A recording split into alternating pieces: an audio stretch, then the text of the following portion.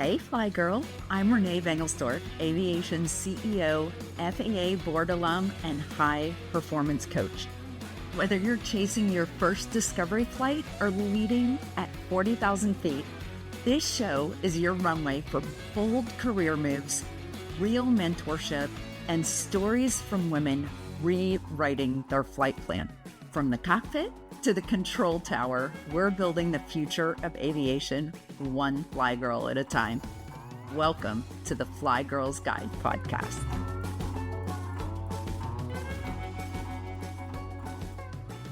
One of the most important, most foundational jobs in aviation is the A&P mechanic. And I am so delighted to have Cassidy Moore joining us for this episode of the Fly Girls Guide to Aviation Careers. Cassidy, thanks so much for taking time away from the airplanes to jump in front of a camera and talk to us about your job. Well, good morning, and thanks for having me. Well, what does it mean to be an A&P mechanic? Like, back to basics, if you're really talking about fundamentally what your job is, I want to hear.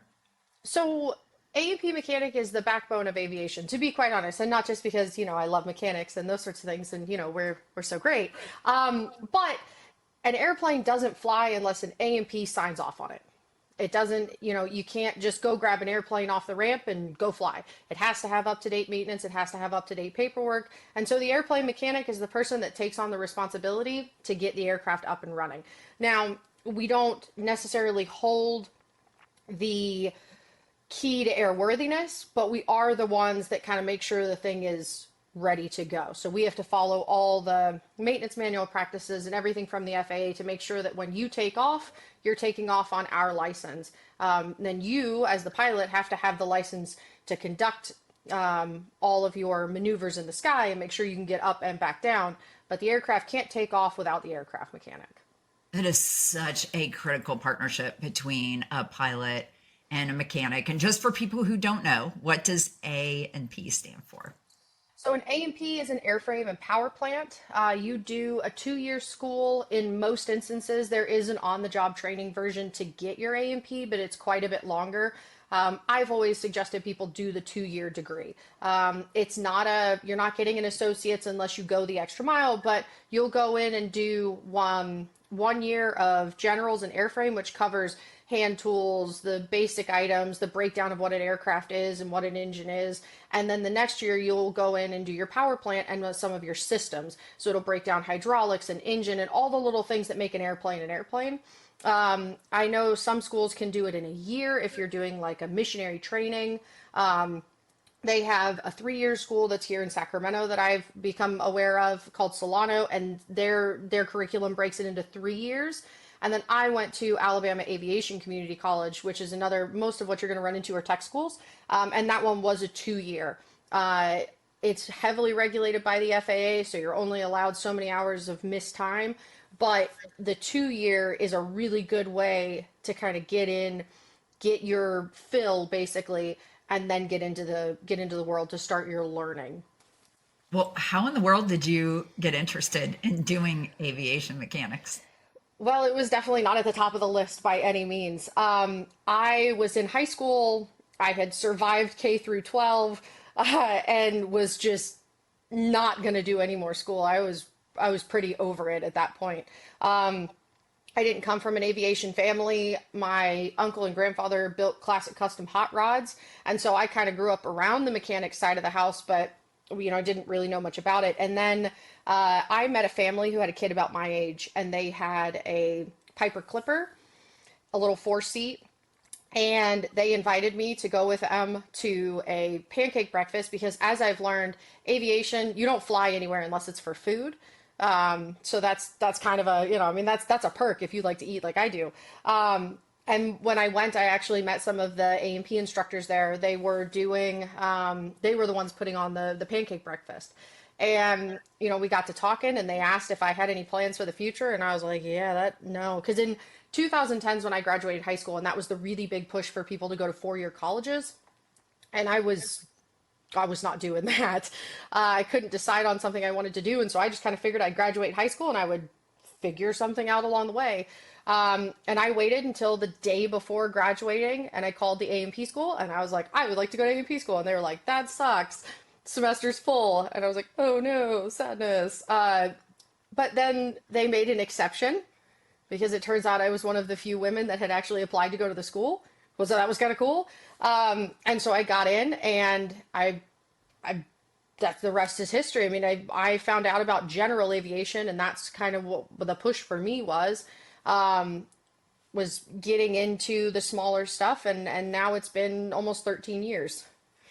I love it. Well, you're very passionate about aviation safety and having owners understand, or owner pilots understand what's going on with their aircraft. Can you talk a little bit about the importance of communication between a mechanic and a pilot?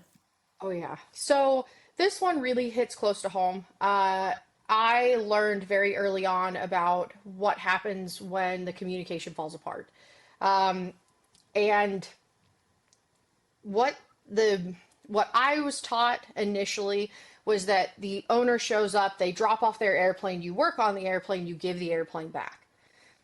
And to me, after what I've seen and what I've gone through, I'm not comfortable doing that anymore because I find that there tends to be a lack in communication. And the best way to look at it is that aviation from mechanic to pilot is a relationship, whether, and relationship the same as like a boyfriend girlfriend type thing, right? You can't make a boyfriend girlfriend or a marriage work without having communication. And we have to have the same sort of communication in aviation, because if I do maintenance on your airplane and I don't tell you what I did, I just give you an invoice, and let's say you don't fully understand what's on that invoice, who says when you get in that airplane that you're prepared to handle what you're getting back? So I've learned in the last, 12, 13 years that there is, for once upon a time, I used to think that owners just didn't care, until I realized how little information there are for owners out in the world. So when you buy an airplane, there is no pamphlet that comes that says, hey, welcome to airplane ownership. Here's what you're about to get into. And I know that it's an extra added, not burden, but extra added weight on a mechanic to be communicative, trying to teach owners. But if we don't do it, who's going to do it? Because there's not a lot of people, especially when people get into buying an airplane, there's nobody there to answer those questions. There's people that try, but a lot of times it tends to be a pilot to pilot, and they don't have the necessary qualifications to be able to explain the actual intricacies of what it takes. So I've started pushing to do owner assist annual so that the owners can be there. And if I have an owner that is unable to be there, then I make sure that before that aircraft leaves my hangar, that the owner has a very good understanding as to what happened. Because the last thing you need is for someone to pick the aircraft up, leave, and something starts to come apart. Something, not that you would ever want that to happen, but we're human. And you want somebody to be able to leave with confidence in the aircraft, confidence in you. And so trying to make sure that that communication is open is a big way of trying to keep people safe. That's amazing. Well, and to kind of put that in context, you have done a little bit of work on larger aircraft, but you primarily work on smaller aircraft, on the general aviation aircraft. And mine, for instance, is a 1961 airframe with 2022 avionics in it. And there are a lot of communication things that have to go on between the systems in my aircraft that may not be cookie cutter. It's a little bit of trial and error. Is this system talking to this system correctly? My fuel gauges weren't built in my aircraft. Those were added later. So is that working properly? What should I be looking for as a pilot? What do you need to be looking for as a mechanic when I communicate that something might not quite be right? So it's not that I have no fuel, it's that I have a system that's not communicating correctly. And so there are lots of things that you're looking at. They're retrofits, if you will. They're different things that happen in the aircraft that then you're trying to figure out, looking at different maintenance manuals that were written in different centuries Hmm. and learning exactly how all of that works together. And you have to be really a jack, or maybe I should say a Jill, of a lot of different trades because there are so many different types of airframes that you're Oh looking yeah. at. And like more to your point, a perfect example of what you're talking about, something that I run into all the time is, for example, nowadays with like the JPI and with those sorts of things, you'll get probes throughout the engine for for EGT and CHT, right? And a lot of people don't understand how that electrical probe's going to end up working. You get them installed, you're really excited. And then all of a sudden, one day you're flying along and your CHT goes 800 degrees and then drops down to 300 and drops back up. And I get a lot of panic about that. People are like, I don't know what's going on. My CHT, it's like, if you're getting a really erratic reading, you've got an electrical issue. If it climbs steadily, it's actually reading a problem. So trying to teach someone those different items, like what to look for versus when to panic, right? Or when you're in the air, not panic, but be able to manage expectations.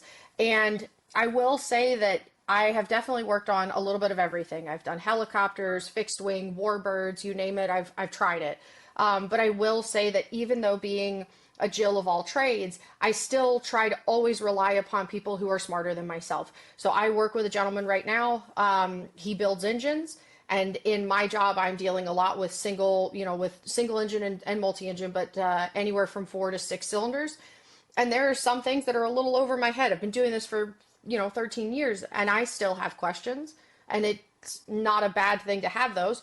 So I rely on this gentleman pretty heavily sometimes to analyze a borescope inspection on an engine. And I always try to make sure that when you're considering getting into the A&P trade, and something very big towards women, in my years of doing this, I have not seen a whole lot of this attitude towards men. But us, I've done it, and I can speak to this. I've tried really hard to be better than everyone else, and I've learned that better than everyone else that I'm dealing with currently, because I feel like I have to prove myself a lot more. And in some cases we do, but we also have to understand that we are not superwomen, right? We we're we have to be able to know our limitations, accept our limitations, and be able to ask for help when we need it. And that is a big part of being an A&P mechanic, because when they give you that certificate, that is a certificate to learn. You're not going to know it all when you first get out in the world. And so it's taken me this long to be able to build my arsenal of knowledge. But yeah, I still run into things all the time where I got to pick up the phone and call somebody and go, "Oh, I don't know what this is." So yeah, it's and taking the knowledge I've learned and being able to pass that knowledge on to the owner operator is also a big deal. And again, if I find something that I may not be 100% on, it's always good to have that other person in your back pocket that you can call and even have them explain. Because owners, it really, anything that I can do to make the owner more comfortable, because I'm not flying the airplane, they are.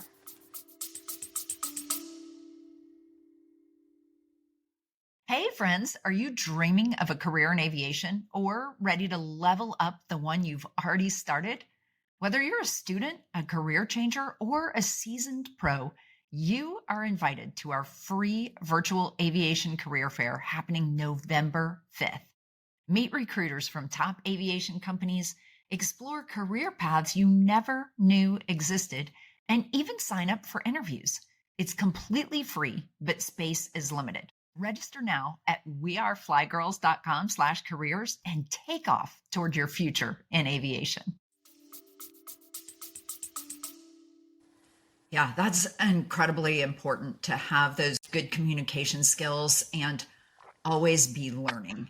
Do Yeah. you think there are other qualities or characteristics that you've seen in really good mechanics that you think would be something that you're like, oh, that person's going to be good at this job because they have this skill? I have noticed my own shortcomings. But I am a hands-on learner, right? Like I have to be hands-on in something. And I have noticed the people who are really good at reading and comprehending more so than the hands-on learning, those people excel at this job.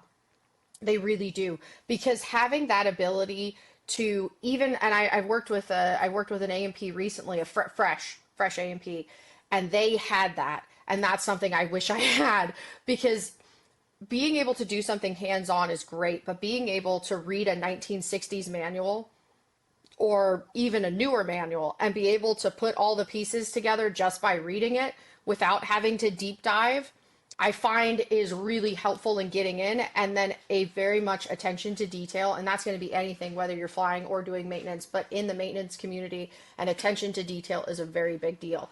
The other thing that I have noticed is the ability to be self-sufficient, because there are a lot of times where you're going to end up where I'm ending up trying to build a leverage system to get something apart, and the willingness to learn.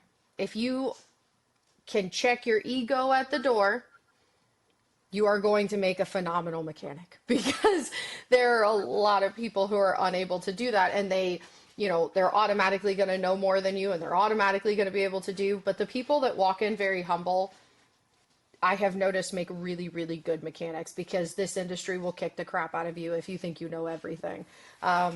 It's pretty unforgiving. It is. I mean, it's high stakes.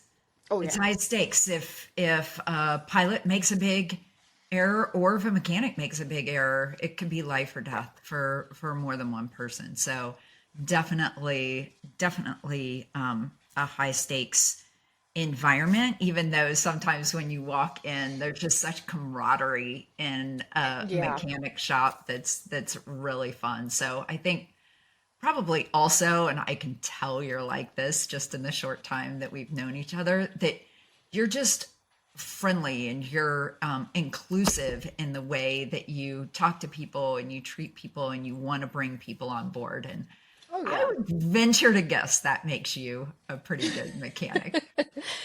I definitely have a lot of customers who weren't really sure about the owner assist side of the house, or definitely had a few customers who weren't really sure about having a woman as a mechanic, but getting the opportunity to come in and learn and see the way I conduct my shop differently than others, it has made a big difference. And I find that being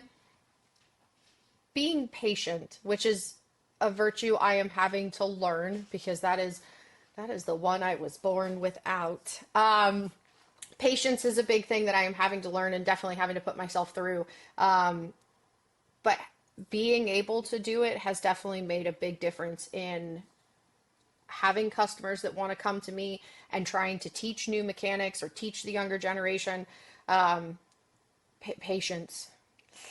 Yeah, that's a big one. And it is paying off, though, to be able to see my customers excel and have aircraft and learn about their aircraft and be able to tell me now when something's going wrong. Hey, Cassidy, I was running the airplane the other day, and when you taught me about this, this, and this, I'm starting to see this happen. Do you think this is the beginning of a problem? I'm like, oh my goodness, look at you. Yes, good job. You're figuring it out.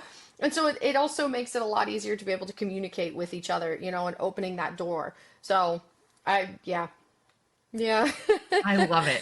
So, what would you say that you do on a day-to-day basis? Like, you're not just turning wrenches and teaching owners about their airplanes. Tell me kind of the scope of work that you do as an AMP and even as a business owner. So as a business owner, obviously, I'm doing billing, I'm doing, trying to logbooks, billing, paperwork, the jazz. As an A&P, though, a lot of my business ownership and my normal A&P jobs definitely kind of overlap. The billing is probably the newest one, and I have decided a bookkeeper is the way to go. But as an A&P, one of the biggest things that I think people forget a lot about is the paperwork. That's the one that gets everybody. Being an A&P is not just turning a wrench. It's not just showing up and meeting an owner and doing an annual or, doing an oil change. The number one thing is being able to read and understand logbooks. Because everything about the aircraft is within that airframe, engine, and propeller logbook.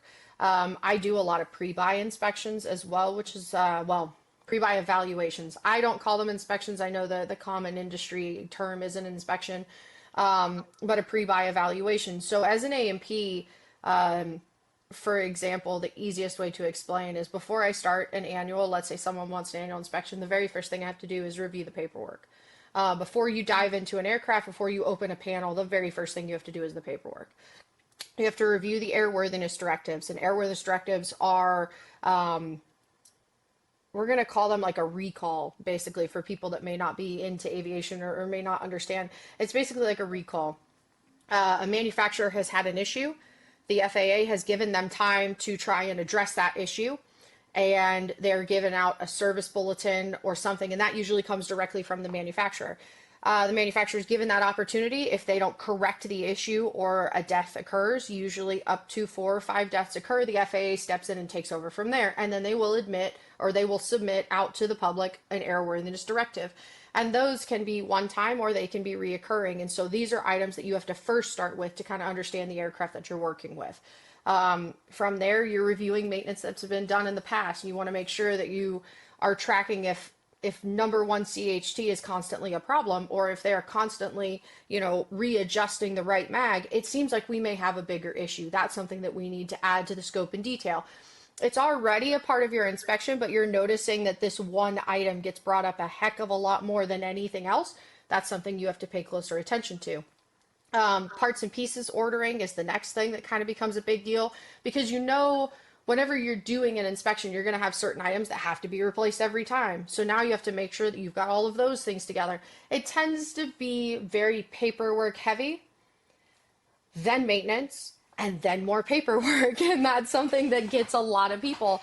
I've worked for other shops in the past, and one of the number one things that I end up doing is all the paperwork, because I enjoy it and I understand it.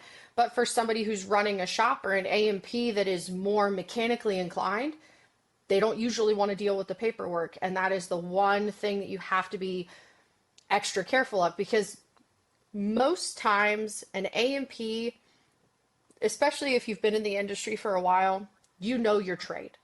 A lot of people, this is all that we do, right? We don't really have a backup job. Some of us are pilots, and I feel that makes you a better mechanic, but at the same time, a lot of us, our big thing is maintenance. And so what tends to get people is the paperwork. You either didn't sign it off correctly, you didn't write it up correctly, or you didn't take the time to review what previously had been done on the aircraft and you missed something. So the paperwork is the thing that kind of becomes your big day-to-day item you have to pay closer attention to. But outside of that, it's paperwork and maintenance, and that's it. We don't really have a whole lot outside of that. It's a pretty straightforward job. It seems like you're putting a lot of puzzle pieces together and making Yes. sure that those pieces fit both physically and from a records perspective, and then anticipation of future maintenance or things to keep an eye on. And I think all those things probably come together to make you a fantastic A&P mechanic. I might have to fly my plane up to you. For my It's always, and that's the thing. Like, one of the other things that's a big thing about so I also have the IA, which allows me to do annual inspections and return to service if we're doing like a major repair or alteration. And so that's an extra step of not school, but you have to take an extra FA written test, and it takes a minimum of 3 years of active maintenance to be able to get it. But yeah, it is a pretty in-depth in doing being the A&P and being the IA as well. There is a lot of puzzle pieces you're trying to put together, and you're also trying to decipher, because this stuff is never just black and white. You'll always read. I had one not too long ago where you're reading through the paperwork, and then all of a sudden it says replaced horizontal stabilizer. What? Like, that's a major component. So then you're kind of reading everything, you reread everything around, and you're like, this thing was in an accident. Oh, get the heck out of here. Because there are creative ways to write things. So you're trying to decipher what people have done prior to you, and you're trying to kind of move forward. But yeah, it's definitely an intricate thing, and that's why communication's such a big deal, because I may learn something about an airplane the owner has no idea about, because they don't understand how to read, or not that they don't understand read, but they don't understand how to decipher what's written there, because on the surface everything looks copacetic. But if you read everything around it and pull your context clues together, and you've been doing this for a minute, you can kind of start to read and you're like, oh, I see what you did there. Well, interesting. And then Yeah, you know like, where to look on the aircraft. like, why was that prop overhauled 800 hours early? That seems a little suspicious. Oh, Yeah, yeah. absolutely. I've seen some of that too. Oh, Well, I can imagine with what you do with the buying and selling. Oh, I can only imagine you probably have stories for days of the things that you've seen. Good gracious. yes, Yeah. and mechanics are incredibly helpful at getting to the bottom of the real story of an airplane, especially an older one. Oh, Cassidy, yeah. what's one motto or quote that you live by as we wrap up today? Well, you know, my honestly, it's not really aviation related, but everything happens for a reason. We just don't always know the reason. And I take that in stride with what I do, because in aviation, there is a lot of responsibility. There is a lot of liability. There is a lot of moving parts, and there's a lot of things that can go wrong. I've lost a lot of friends. I have seen a lot of acquaintances have major problems. And I've seen airplanes crash, and unfortunately, everything happens for a reason. We just don't always know the reason. Good, bad, or indifferent, we do have to remember that what we do is inherently dangerous. And as much as I love it, and as much as it is the passion, and I can't imagine doing anything else with my life, I do also have to remember every day that this industry can be very unforgiving, and I can't become too complacent. So, yeah, everything happens for a reason. We just don't always know the reason. I love it. Thank you so much for being on the show. Thanks for having me.